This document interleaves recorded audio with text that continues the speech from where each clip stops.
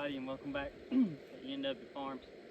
It's Sunday, it's Father's Day afternoon. We've ate lunch with Dad, and so I had to come to the hayfield and go ahead and head this hay out.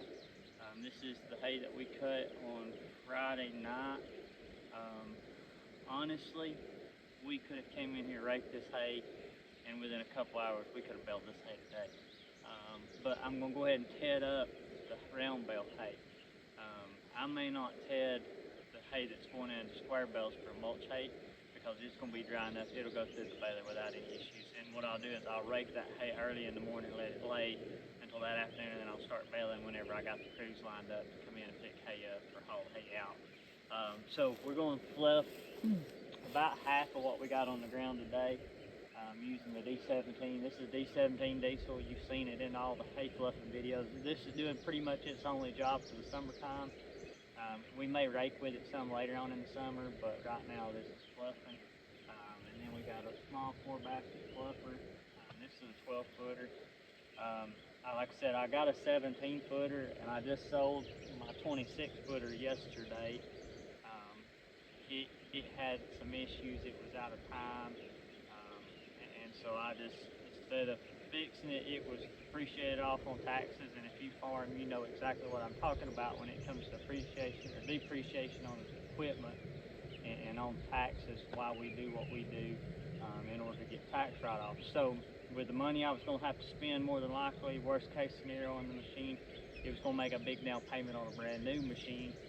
So I chose to sell that machine, and I'm going to go buy a brand new one. So my question for y'all guys are, if you're farmers or you're hay producers out there and you're watching this video, what kind of fluffer, what brand do you run?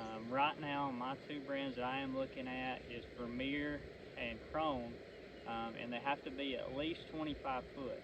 They have to be at least a 6-basket. I can't really use anything much bigger than maybe an 8-basket. Majority of the fields that we go in, an 8-basket is going to be just too big.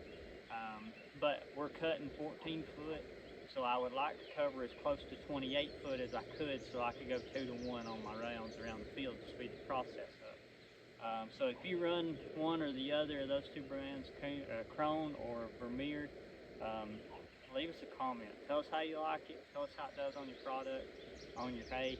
You see some of the hay that we're fluffing, so I can't run anything cheap or chintzy. I need a fluffer that's going to stand up big, thick, heavy windrow hay and run that way. Actually, Vermeer offers a demo. You can request a demo. So I have requested a demo of Vermeer. We'll see if it either gets back to me. I watch all you guys out in the Midwest and up north in Iowa and Illinois and Ohio and stuff, and y'all get equipment demos all the time. In the South, down here where we're at, especially we're in northwest Georgia, so average farm is going to be less than 100 acres, if it's that big. Most cow-calf operations are going to be less than 20 head. So everybody's small producers. So for us to get an equipment demo, pretty much there is no such thing as an equipment demo. Pretty much our demo is after we buy it, which I don't agree with, but because everybody's such small producers, companies will not hardly be willing to demo anything. And so I put a request in through Corporate Vermeer for one of our dealers in our area to maybe call us and see if we can schedule something up. And our Krone dealer is Ag Pro. I'm not going to deal with Ag Pro unless I just have to. We won't discuss that anymore. So there's actually a brother pair, a set of brothers that are in the Georgia State Cattlemen's Association with us. And they run a small Krone dealer out of more or less their home and farm. And I'm going to call them up and see about pricing on a Krone, just to get pricing there.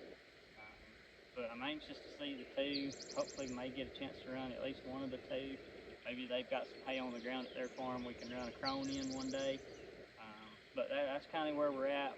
I'm not necessarily looking to purchase anything this season, but definitely by next season for sure we'll have something different.